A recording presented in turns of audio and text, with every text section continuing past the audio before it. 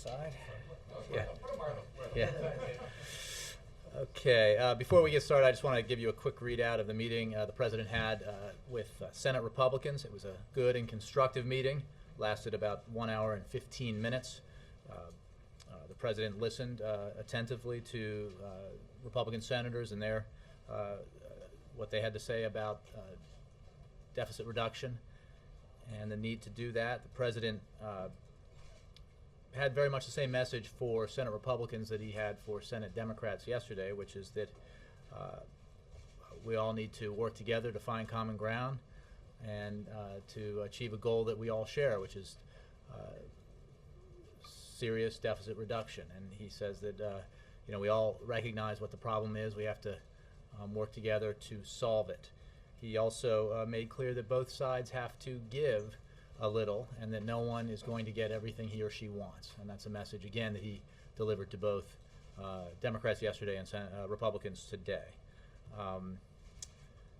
And with that, I'll take questions. And so what did the President hear from the Senate Republicans? Well, I'm not going to speak for the Senate Republicans, but he did obviously hear a variety of things from a number of Republican senators who spoke on a range of issues involving aspects of proposals for deficit reduction, and he appreciated the input.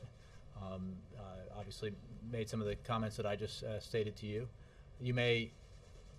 I will anticipate a question about whether the debt ceiling came up, and while it was not at all the dominant topic of discussion, it did come up, and everyone in the room, at least who spoke to that issue, agreed that we absolutely have to raise the debt ceiling, which was a good thing. The trigger idea that Obama has been promoting, McConnell said on the Senate floor today that agreeing to a trigger today is to deny the crisis. Was that discussed? And if it's, given that Republicans are rejecting the idea, why does the President? Well, if that's a reference to what the President said in the town hall with Americans that on CBS that I think aired mostly this morning, he was reiterating his proposal from the fiscal plan he put forward, which contains substantial deficit reduction, spending cuts of $2 trillion, further reduction of $1 trillion through tax expenditures, and $1 trillion in savings from reduced interest on our debt, for a total of $4 trillion over 10 to 12 years. That proposal also contains within it the fail-safe, the trigger that he was referring to yesterday, which is the President sees as a means of holding everyone's feet to the fire to ensure that we take the action necessary to reduce both spending and reduce spending in all ways, including through the tax code, in order to reduce our deficit, but allow us to continue to invest in those areas that will make the American economy the dominant economy in the 21st century as it was in the 20th. Given that Republicans are roundly rejecting the trigger idea, well, again, I'm not sure that that's to believe that it's viable. Look, I think this is, as I've said before, we are in the process of serious and constructive negotiations led by the Vice President of the United States at the President's request with appointed leaders of Congress at Blair House. Another meeting is being held today that we hope will build on the productive meetings held already, and hopefully this process will lead to an agreement on significant deficit reduction. Yes, go ahead. I'm sorry. Go ahead. On Libya, can you tell us whether the President will be dropping by the meeting with the opposition tomorrow, and are you moving any closer to recognizing the opposition? I don't have any information on whether or not there'll be additional guests at the meeting with the National Security Advisor.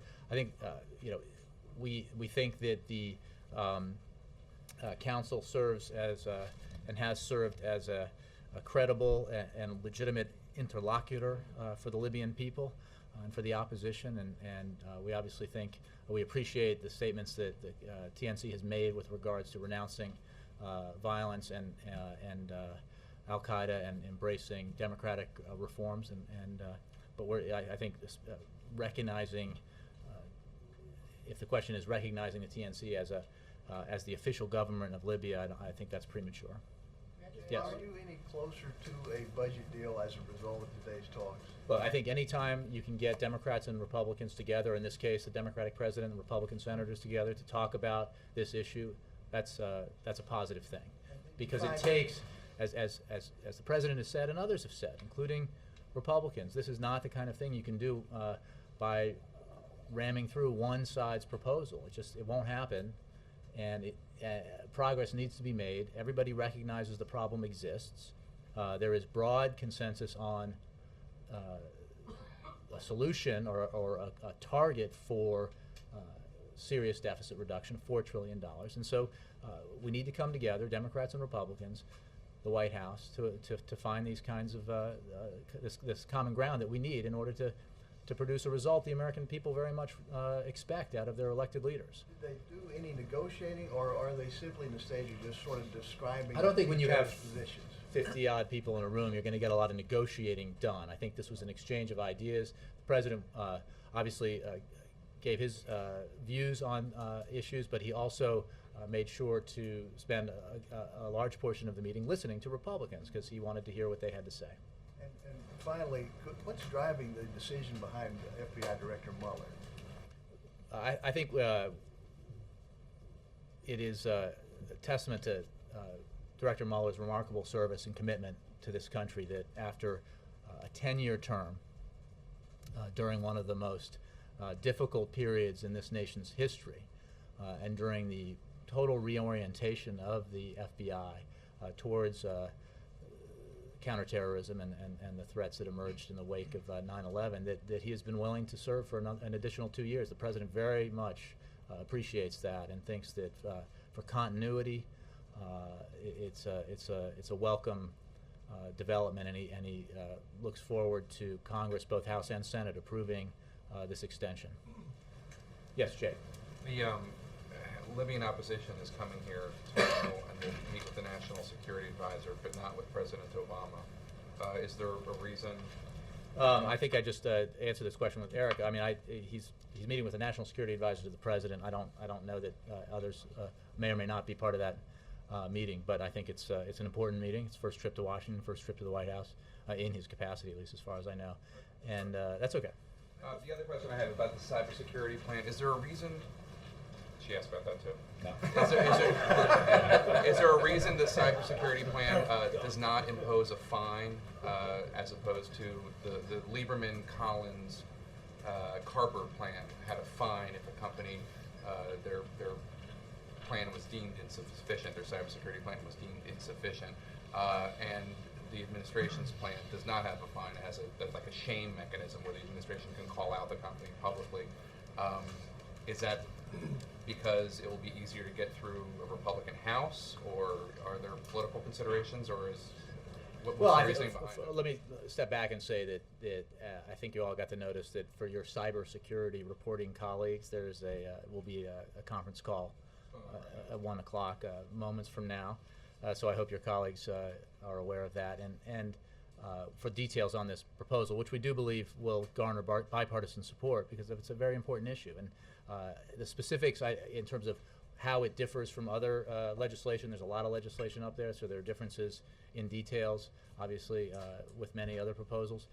But the overall effort, the overall goal of this proposal is to better protect the American people from cybercrime and identity theft, to better safeguard critical infrastructure as well as the federal government's computers and networks, and to better protect individuals' privacy and civil liberties. Now, in all those things, there is a balancing effect that you need to reach, so that security is protected, privacy is protected, and I think that would go to industry as well. Right, but there are a lot of individuals who have been calling for tougher cybersecurity measures. The administration says that there are too many vulnerabilities right now, and that's why this needs to happen. And one of the arguments for fines is companies are not doing it, and they need to have the threat of a financial penalty, or else they won't do it, as is the case right now. Well, I think we believe that the approach that's put forward in this proposal would serve as a strong incentive for those industries that this would affect to take the necessary measures for cybersecurity. And again, more details, I think, in terms of how we think this would work and why it's the best approach can be provided by our cybersecurity experts. If not on this conference call, maybe on another one. But I don't have any more details for you on that. Yes? Can I just ask again about the FBI director? I know that it was asked, but I just want to follow up, which is that Director Mueller, no knock on his credentials. I mean, leaders of both parties believe he's fantastic, but he made no secret about his desire to leave. And the administration's been interviewing candidates for months. Could you just not find someone with the right credentials? Did nobody want to take on such a big task? What happened? No, not at all. I mean, what the fact is the president believes that Director Mueller has done an excellent job for him, for this president, and obviously for President George W. Bush.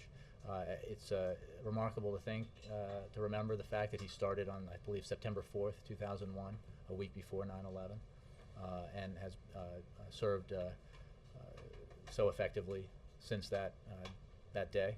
And he really appreciates the willingness of Director Mueller to do this to serve for another 2 years. He's already, since they instituted the 10-year term, already the longest-serving FBI director, and obviously this would be add to his remarkable service. And it's important to note too that Director Mueller, to your point about the bipartisan support, has been nominated to confirmable positions by 4 presidents. First President Bush, President Clinton, second President Bush, and now President Obama. So the President's very appreciative of the service that Director Mueller has provided, and thinks that, remember, we have a change at CIA, we have a change at the Defense Department. This willingness of Director Mueller to continue to serve for 2 more years helps provide continuity, which is important. Quick question about Afghanistan. Republican Senator Lindsey Graham was at a forum last night and said that he thinks the responsible level of troop reduction in Afghanistan come July would be in the range of 5,000 to 10,000 out of the 100,000 U.S. troops coming out. Does that sound like a fair range that the White House would be considering, or do you anticipate there would be more troops coming home than that? Well, I think we appreciate Senator Graham's input and others. What I think I've said still holds true, which is the President has yet to receive a proposal from General Petraeus, which would emanate from the commanders on the ground, and looks forward to that. I don't have any update on that except to say that the transition point of July 2011 will happen, and it will begin a drawdown of U.S. forces, the pace and scope of which will be determined by conditions on the ground based on the recommendations that the President receives from Secretary Gates, General Petraeus, and other commanders. Yes, Chip. Yeah, Jay, you said earlier that in the meeting with the Republicans, the President said both sides have to give a little. Mm-hmm. Did the President make clear that that means for the Republicans that's on taxes, that they need to give a little? This was not a meeting to get into specifics, not to negotiate the details of an agreement, but I think the point that he is making is a broader one, which is that as we saw in the CR debate for fiscal year 2011, that bipartisan compromise has to come, will come when each side is willing to take a sober, serious, constructive approach, and also be willing to move off of his or her starting position. So and saying that meeting was as vague as you're being, and the topic of the Republicans saying that taxes are off the table never even came up? I don't want to speak to what specifically what the Republicans said, and I think it's fair to assume. Did he bring up the topic of taxes in any way at all? He did bring up his belief that we need to tackle our overall long-term deficit and debt problem with a balanced approach, also a bipartisan approach, and then that would have to include, in terms of a long-term solution to this problem, it has to include all aspects of spending, including spending through the tax code, and otherwise, one segment of society has to take on an unfair portion of the burden, and that's just, his vision of shared prosperity and shared responsibility would indicate that you need to have a balanced approach to this, and obviously he believes that. He put that forward very publicly in his proposal, and while he was mostly listening in today's session, of course he did make clear his views on that. And do you think in making clear his views, the Republicans left the room clearly understanding that their position of taking taxes off the table is unacceptable? I think they all left agreeing entirely with his position. Again, I'm not going to speak for the Republicans, but I think it was a useful meeting, a productive meeting where views were exchanged, and again, the president appreciated the meeting and looks forward now in coming weeks to meet with the House side, both Democrats and Republicans. The meeting was more specific, not as vague as you're being. Well, correct. It was an hour and 15 minutes long, so there were more specifics that were put forward, principally by Republicans, because again, the president wanted to hear from them, and there were a number of Republicans in the room, so he didn't want to dominate the meeting by doing all the talking. On another topic, yesterday you said at one point you were asked about the Republican nominating process, and I'm sorry, I forget who asked the question, but It was somebody. me, Chip. It was the brilliant Mike Vicara, I believe, Thank who you. said, V-I-C. and you asked if the president, Mike asked if the president has expressed an opinion about why it's taking so long for Republicans to get into the race to run against him, and you said, quoting in part, "I have not heard him discuss in private even that process, so I don't have anything to add." Are you suggesting that the president, no, is that because you leave the room when No. the topic of politics comes up, or are you actually asking us to believe that the president has never mentioned that whole Republican nominating process going on? It just doesn't even occur to him I to didn't mention say that it. at all. I simply said, I have not had that discussion with him, and I think it was more specifically about the way that Mike phrased the question. I think, broadly speaking, that this is not a topic that's very much on his mind right now. He's obviously been busy with other things, and there will be a time for the campaign, and for him, by and large, it's not now. Obviously, his campaign has started, and he does have some of that on his calendar, but the overwhelming focus of his time right now is on his policy agenda, both national security and domestic, and that honestly is what we spend most of our time talking about. That and But this raising is a man who loves raising kids. politics. It's hard to imagine that he doesn't spend time back Again, there talking to David Plouffe and David Axelrod and people like that about the Republican nominating process. You were trying to suggest that he's just not even talking about it. Well, no, I certainly didn't mean to suggest that. I'm saying that I have not had any kind of sustained conversation with him about it, and I don't leave the room when politics comes up. I honestly, it just is not coming up, especially on the Republican side, very much. It's just not. I'm sure it will at some point, but it's not now. Would you let us know?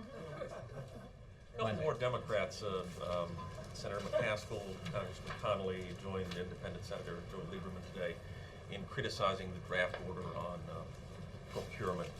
The senator saying it risks injecting politics into the contracting process. How would you reassure them that it would not? Well, again, you're asking me to talk about a draft of an order that probably or may change, as all drafts tend to do. So I don't have anything more to add to the specifics of that. I would simply say that disclosure is a good thing, and I'm not sure when it became a bad word or a bad idea. Disclosure used to be something that Republicans supported very much, and I think that the American people support it a great deal. So specifics of this executive order I do not have for you, but I think that the principle of disclosure and transparency are very much at the heart of a notion that at the heart of a goal that has of a drive that has as its goal the direct opposite of what you're suggesting, which is that transparency and disclosure allow for everyone to look into a process and probably reduce the possibility of politics entering a process like that. And I'm just speaking again in broad terms and not specifically about any possible executive order. Congressman Issa, one of two committee chairs holding hearings on this today, Senator release contractors, quote, fear a corrupt Chicago-style spoils system where contracts are tied to partisan political affiliations. President be offended by that? Could you repeat that? Because I can't be offended yet. I don't quite understand it. Concerns that this executive order will have a chilling effect on contractors who fear a corrupt Chicago-style spoils system. Well, let me just again talk about the broader principle. Is it really the case that disclosure? honestly, Wendell, I used to cover the Senate, and I can remember during the McCain-Feingold negotiations, the Republican mantra was disclose, disclose, disclose. We agree. Mike. Sir, the Attorney General says it's crucial that the FBI have sustained strong leadership to confront the threat. There's no better person for the job than Bob Mueller. You have similarly lauded Mr. Mueller, Director Mueller. Why 2 years then? Again, the man has served admirably in what must be one of the hardest jobs in the country, if not the world, for 10 years. And the President appreciates his willingness to serve for an additional 2 years to provide that continuity. Commensurate with the political, is there a correlation with the political calendar? Not at all. In fact, I think you could argue the opposite, that the President has an opportunity, would have under the normal procedure, an opportunity to nominate someone new. He's asking instead to have the current occupant to stay on for another 2 years. While we are highly confident that the President will be reelected, it is certainly possible that he might not be, and then the next President would have the opportunity to nominate. So the timing of the presidential election is a consideration. I think I just made the case for why it's not. Okay. Do you get that? I thought you said, actually, two sides, I thought you were on both sides of that there. I'm saying that if it was about politics and the President wanting to nominate his own, because obviously this current FBI, he was nominated by the previous President, then he would do that now. But instead, he has asked the incumbent director to extend his service for another 2 years. 2 years from now, he will either be in his second term. We're confident that he will be, or there will be a new President who will then nominate the next FBI director. Okay. You said it's premature for recognition of the Libyan rebels. What about their desire for access to frozen Gaddafi family funds? I think I don't want to be too specific because I haven't looked at this in a while, but I believe Secretary of State Clinton has spoken about this, and we've worked on that quite a bit in trying to make funds available, and I'm sure that effort continues. And finally, yesterday there were revelations that came out of the captured diaries of Osama bin Laden. What is the United States government doing in reaction to keep citizens safe in the aftermath of those revelations? Well, you can be assured that as we have from the moment we got access to the information that was collected by our team at the compound in Abbottabad, that we began the process immediately, poring over that data. That is what led to the alert regarding our rail system, because of the information suggesting the consideration of an attack against the rail system back in February of 2010. No imminent specific threat for now, but that was action taken with regard to that, and that is the approach we're taking as we review all of the information that's been secured through that raid. May I follow up on that? Okay. Okay. Has the administration given any thought as to how it plans to share some of this relevant information that could be of security, strategic and security relevance to its allies, and how would it do that? Oh, absolutely. I think you can be assured that as we do all the time, we are consulting with our allies and the relevant intelligence services and sharing information that would be helpful for our allies in improving their own security. Their concerns are in their own cities that similar things would happen, and you may be able to glean some information. Yeah, I don't have anything specific about who's talking to whom and on what timetable, but obviously we have very important collaborative and cooperative relationships with our allies and with our counterparts in this effort, and I'm sure those consultations are taking place. Thank you, Jay. Yeah. Can I just follow up? Jared? To follow up on Chip's question, you said the president made clear that both sides have to give to get. So are Democrats still willing to move? Is that? Well, I don't want to negotiate the specifics. I'll let what he said in this meeting and what he has said many times sort of stand for itself. I think he has demonstrated his willingness to, for example, cut programs that he thinks are meritorious, that in times with less fiscal constraints he would like to see continuing funding for, but understands that we need to live within our means and find areas that we can cut so that we can invest in those programs that we need to keep growing and creating jobs. And I think that that's the approach he's taken. That this process is about making very hard choices in order to ensure that we continue on in this century on more solid economic ground and fiscal ground so that we can grow and compete. And so yes, the answer is his approach is an approach that has at its core the idea that you need to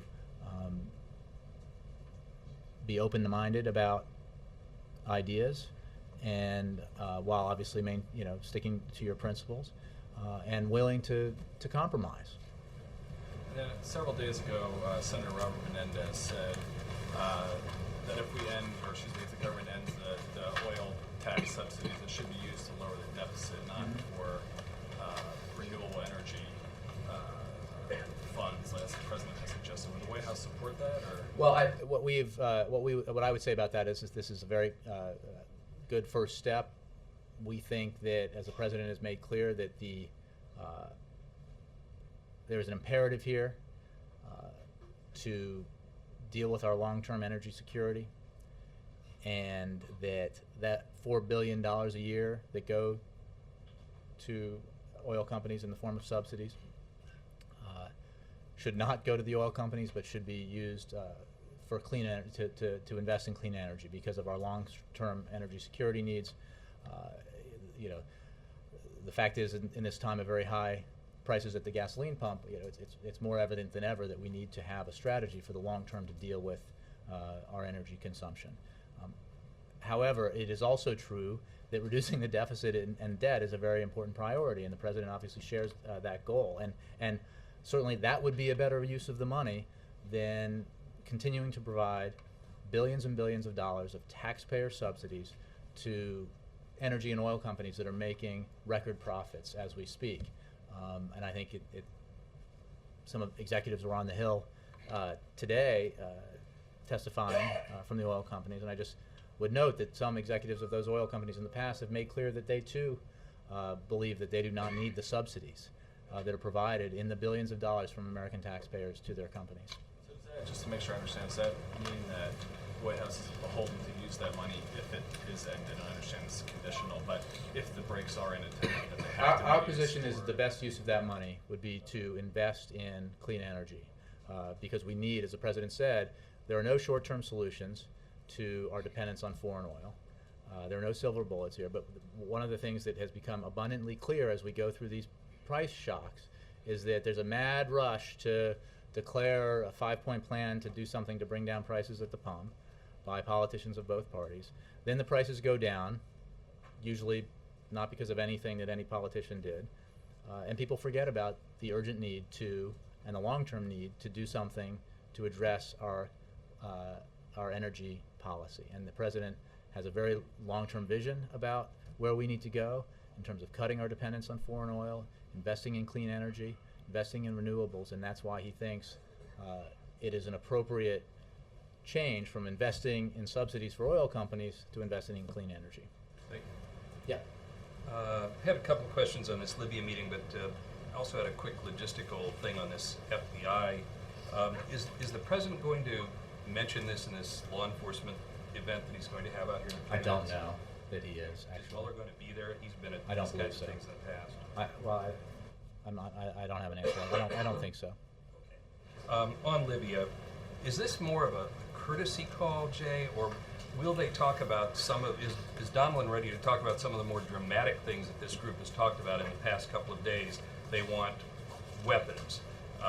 One of their leaders said in London today that it would be legitimate for NATO to target Gaddafi.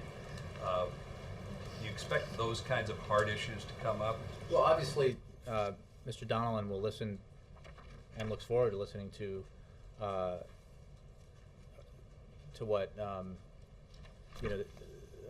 Dr. Mahmoud Jibril has to say on a range of issues. I mean, this is a substantive, serious meeting, and he looks forward to it. But I don't have any policy change announcements to make for you from here. Yep. Same topic, Jay. I was wondering, how does the U.S. feel about another one of their requests, which is technical assistance, tactical training, those sorts of things? Well, again, I don't want to. I mean, our position is we have been consulting with and assisting the opposition in a variety of ways. The Secretary of State has been leading that effort. There's a contact group that's been stood up that is very much involved in efforts to assist the opposition. We are also, as you know, a member of the NATO coalition that is continuing to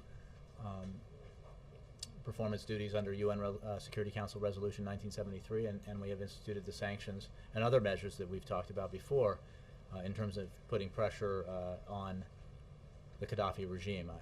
Specifics about other measures we may take in the future I don't have for you. I'm sure that could be discussed tomorrow in the meeting with Mr. Donnellan, but I don't have anything for you on that. On the asset freeze, is Congress involved in something like, what's the mechanism for release of that money, if it is to be released? I'll have to take that, I'm not sure. Jay, a question about the debt ceiling negotiations. You know, the president said both sides won't get 100% of what they want. At this point, is he clear about what the Republicans want? Well, I think the Republicans have made very clear what their starting position is, if you will, through the House Republican budget proposal, through some of the other ideas and proposals that have been put forward, speech by the Speaker of the House the other day, and that's all part of a process. There is also a negotiating process going on through these talks that the Vice President is overseeing, and the goal of that process is for each side to find common ground and to find an agreement for significant deficit reduction that all the parties to those talks can sign on to. Right, I get that that's the goal of the talks, but the Republicans have said different things. So that's why I'm asking, are you clear as to what, in these negotiations, what they want? Again, you've just made the point that sometimes some Republicans have said different things. The process through which we are hoping to reach an agreement is being conducted over at the Blair House by the Vice President. So we look forward to that process producing an agreement that we can sign on to. Okay, and a question about immigration. This morning at the prayer breakfast, he said, again, he said this before, I know there's some folks who wish I could just bypass Congress with an executive order. I can't. Does he mean he can't because he's been advised by his legal counsel that he doesn't have the authority, or that it would be a bad way to get immigration reform by issuing an executive order on deportations, for instance? My understanding is that it's the He literally doesn't have the... to make sweeping changes in our immigration law. No, not to make sweeping changes, just to make changes in the narrow issue of the deportations for college-age kids that some of these people are asking for. I think I'll just leave it with what he said. The president supports comprehensive immigration reform. He thinks it needs to be done in a broad and bipartisan way. But when he says he can't, do you know whether he's been advised by his counsel that he doesn't I'll have have to the take authority? that. Could you take that? Yeah. I would appreciate it. Yep. The president's speeches the last few days have said that the advocates of immigration reform need to build a public campaign to get that passed. What is the president's vision of that? There were protests all over the country 4 years ago about immigration in 2007. Nothing happened. I mean, is the idea that people should call John Boehner's district and get his constituents to change their minds? It's not clear to me what is the pathway that people should take that the president's advocating. What is the steps they should take? Well, I think he mentioned in his speech the other day about going to the website, and there's a process there that you can get involved at that level. But I think, yes, pressuring Congress, speaking out, organizing in a way that elevates the issue, makes clear what the aspects of the issue are, and why we need comprehensive immigration reform, and hope that then is heard by members of Congress. Haven't the advocates done that the last 2 years? Do you think they haven't done that? Or Look, I think it seems to me they've been trying to do that. The nature of these questions is always that, why are you guys even bothering, because nothing can possibly get done? And it's just that's just not an attitude that we have, or that anybody who gets elected and sent to Washington should have. And the fact is, unlike some issues, this one has had bipartisan consensus or support behind it in the past. And for that reason, and many others, including the urgent need to do it, we believe that bipartisan consensus can be created again. And that's why he's launched this effort again to try to get this done. Jackie? For one following on that, you sort of bristled the other day when you were asked about. Don't bristle. When you were asked why he had Said tried right to on do this transcript. in his first 2 years, when Democrats controlled Congress. Is that and you indicated there was a lot going on, and he was very busy. Is that the answer? It wasn't that, you know, the Democrats in Congress had urged him not to do so in before the midterm elections. Why didn't he do it in the first 2 years? Well, by do it, I mean, he obviously supported and wanted comprehensive immigration reform from the day he was sworn into office. He was also confronted with the worst recession since the Great Depression, which at that point, in January of 2009, showed every sign, at least of possibly slipping into the worst depression we'd ever had, or certainly one that rivaled the one in the 1930s. So with massive bank collapses and predictions of 25% unemployment and all that sort of stuff. That crisis certainly became the principal focus of his efforts in those in 2009 and those early months. But he has been committed to this from the beginning, and in fact, obviously, one aspect of it, the DREAM Act, he was had hoped very much that as in the waning days of that last Congress, not only would it get a majority vote in the House and a majority vote in the Senate, which it did, but that it would not be blocked and that it would come to his desk for his signature. And he was obviously disappointed that didn't happen. He's hopeful that it will be voted on again and that he'll have the opportunity to sign it in this Congress. He also did, I mean, spent a lot of time on healthcare reform, of course, so that was a higher priority, safe to say, than immigration overhaul. Well, yeah, you can. I'll let you guys rank the priorities. I mean, there are a lot of urgent priorities, and healthcare was one of them. The crisis in the economy was paramount. Our ongoing national security challenges are I mean, they're all top priorities. What I will say is those two that I just mentioned are the ones that he focuses on. I mean, if you had to rank them, protecting the United States of America and citizens abroad, and the economy and jobs. Those, I will concede, outrank everything else that he worries about every morning and every night. But immigration reform is a priority. And on the FBI director's job, had the president, you know, there have been about 5 or 6 names in circulation, and had the president met and talked with James Comey or Ray Kelly, Ronald Noble, any of those people? I know Raymond Kelly was here for an unrelated meeting recently. Has the president talked to anyone himself about the director's job? You know, I don't have anything for you on what private meetings the president may or may not have had with regard to that. I just know that he is very pleased that Director Mueller has agreed to serve another 2 years on top of his considerable service so far. Did it take much persuading? You'll have to ask him. And Jay, when on healthcare, what does the president think today when he hears Governor Romney say that if he were elected on his first day as president, Governor Romney would issue an executive order that would launch waivers for all 50 states to allow them out of the Affordable Care Act? let me address the specific first, which is that the president, as you saw earlier this year, strongly supports giving states flexibility. In fact, he supports legislation that would move forward the date, the year during which states could apply for and receive waivers of the Affordable Care Act to 2014. So the president's supported flexibility is significant. Obviously, those waivers would be granted provided that the states demonstrated their capacity to provide the same level of coverage and the extent of coverage in terms of the number of people covered, as would be the case in the implementation of the Affordable Care Act. Now, Governor Romney seems to be running away from some of the goals of his own law that he passed and signed into law in Massachusetts, and his previous support of a nationwide individual responsibility provision. So, there's a lot of similarities between the Affordable Care Act and the law in Massachusetts. And we are focused now on implementing the Affordable Care Act and delivering the benefits of reform to the American people. In terms of, I'll leave it at that.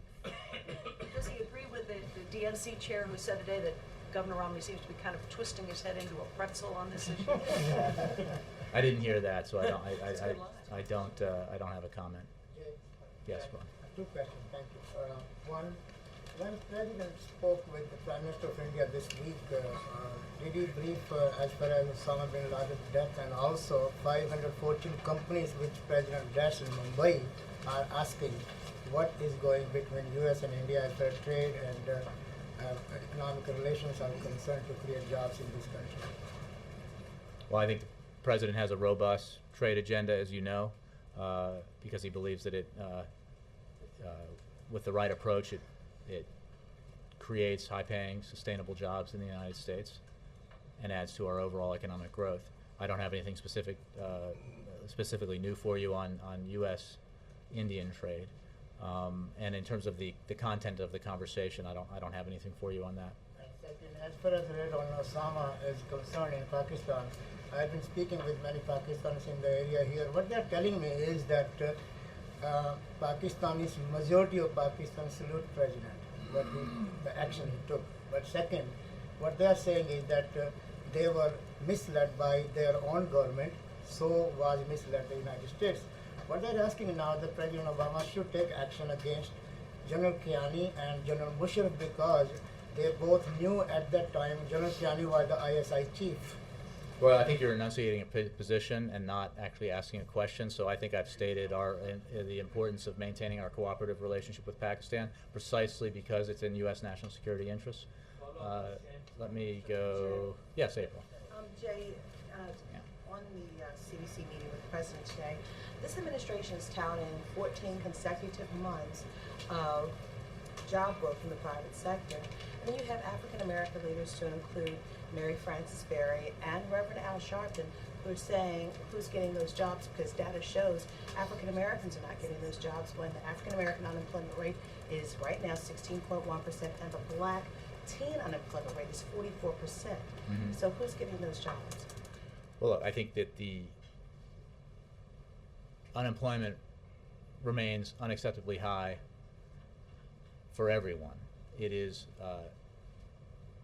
the numbers you cite are also unacceptable to this president, as they should be to any president. And his economic policies are very much geared toward economic growth and job creation for all Americans. And he is aware of the persistent high unemployment among the African American community and some other communities, and it is of great concern to him. I'm sure this will be a topic of discussion in the meeting. So what is he prepared to go into? I mean, with these numbers, these very high numbers, what tangible is he prepared to go into this meeting with? Because that's one of their primary concerns. It was one of their concerns when they met with Daley last week. So what is he willing to do tangibly? I think I could go through with you the president's economic agenda, and I think that the goal here is to create jobs, grow the economy, bring down the unemployment rate for everyone. And I'm sure that's what he will discuss with members and lawmakers when he has this meeting. And I'm sure he will look forward. I know he looks forward to hearing if there are any specific proposals that they have for addressing the specific problems that you cite. So nothing new from him, but they're... I don't want to preempt his conversation, but he obviously has a substantial economic agenda. Yes, Dave. Are we making direct contacts with the Syrians about what's going on over there? Or is our ambassador or somebody else talking directly to Syrian officials? Obviously we have an ambassador there, and one of the reasons to have one is because of the capacity to communicate directly with the Syrian government, but I don't have anything specific for you on that. Yes, Laura. What does the president want to achieve next week with his address to the Muslim world? I think I addressed this a little bit yesterday, which was, I think it was slightly misreported that this is an address to the Muslim world. It is not an address only to the Muslim world. It is an address, he will speak about the changes, the remarkable changes, more change in 6 months in that region of the world than we've seen in 60 years. And it's a significant time, and he will talk about it broadly, but the address is to all audiences, and it is not to one alone. And I think that I won't preview it beyond that, except to make that point. Sam? Thanks, Jeff. Yep. I don't have a date or time, no announcement on that yet. Sam, go ahead. Yeah, I just wanted to go back to the Senate Republicans meeting again. You said that the senators who did speak out on the debt ceiling agreed that it needs to be raised, absolutely needs to be raised. But President receive any assurances that they would approach it separate from spending cuts, or did he ask them for such assurances? I'll let the members, the senators, speak for themselves in terms of that, and obviously the position that some Republicans have taken about that is well known, so I'm not, there's no need for me to repeat it here. What we have said and feel very strongly about is we need to take action on the debt ceiling. We need to raise it. It should not be held hostage to action on any other issue. The President make Having this case said today? that, I don't know that he specifically said that. I'm pretty sure he probably did. But having said that, we are committed, as this meeting demonstrated, and the meeting he had yesterday and the negotiations the Vice President is overseeing, we're committed to moving forward aggressively on further deficit reduction. I think it's important to note, too, because I got some questions about this yesterday, about the fact that the drop-dead deadline for raising the debt ceiling had been moved back because of an increase in revenues to August 2nd, as though that had created some sort of substantial breathing room, and that is not the case. In fact, it's really this coming Monday that we hit the debt ceiling. And it's only because of the extraordinary actions that have been taken in the past and are allowed to be taken by the Treasury Department that we have the additional time until August 2nd. So the need to act on this and act on it quickly is great, and the clock is ticking. Can I have one on Director Mueller? Senator Grassley says, you know, obviously the director's resume is exemplary, but he's concerned about the precedent of extending the 10-year term. Is the White House going to do anything to sort of set to assuage those concerns? Well, I think we'll obviously make the case that this is a unique circumstance where service for an additional 2 years, he has broad bipartisan support. There is, if not specifically with this office, but there is precedent for extending term-limited appointments on other offices, so that there is precedent here. This is not an unprecedented move, and again, we hope and expect he'll be broadly supported by both the House and the Senate. I'll end with Bill. Yeah, Bruno, sorry, I wanted to get you. Yeah. Just one last question on the Arab Spring. You said that the president says that there's been a unprecedented change over the past 6 months. But clearly over the past 6 weeks or days that has not been the case. Syria, Yemen, Bahrain, other places. What is the president's sense of the future there now, or even the present? Is this over? Is he doing anything specific to encourage? There was really not an answer about the Syria situation. Is the spring over, or how does the administration see this now? Well, I think that, again, the remarkable amount of change we've seen in such a short period of time in some ways answers your question, which is that to suggest that because there isn't blossoming Jeffersonian democracy in all the countries where there's been unrest yet by May 12th is asking a lot. And this is a very dynamic, fluid situation in all these countries, and all of them, each of them is different. The president will make his views known in the address that he'll give on the subject, and I mean, I think these are this is a remarkable period of time, and I think you can expect that he'll have some very considered views on what we've all witnessed and experienced in these last several months. Follow up quickly. The most striking thing recently has been the level of violence in places like Syria and in Libya even. What is the president's response to, and each country is in fact different specifically? We strongly condemned the use of violence by all the governments in the region that have used it against unarmed civilians, and have strongly urged governments in the region to refrain from violence and to instead engage with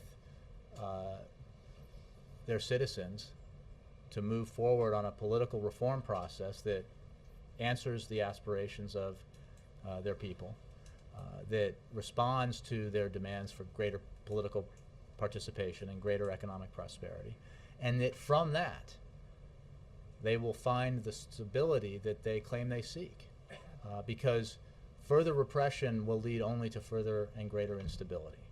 And I think that is our message to governments around the region. Let me end with Bill, because I promised him.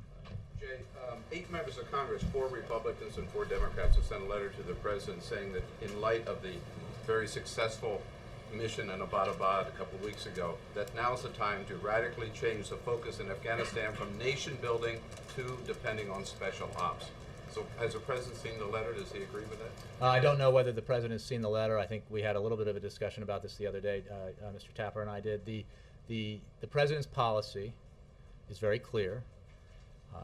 It was the product of an extraordinary deliberative process. And I think that we would disagree with the notion that it is a nation-building process, in fact, a policy, because in fact, the principal objective of the president's AFPAC policy, if you will, is the number one objective is the disruption, dismantlement, and ultimate defeat of Al-Qaeda. That is the principal objective.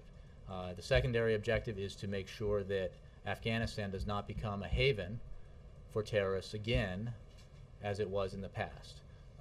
It is a balanced policy that has experienced some progress, and in July of 2011, as prescribed in that policy, we will begin to transition authority for security to the Afghans in areas, and we will begin to withdraw American forces at a pace and scope that will be determined by conditions on the ground. Long way of saying the policy remains in place. I'm going to run. Not anymore. Thanks.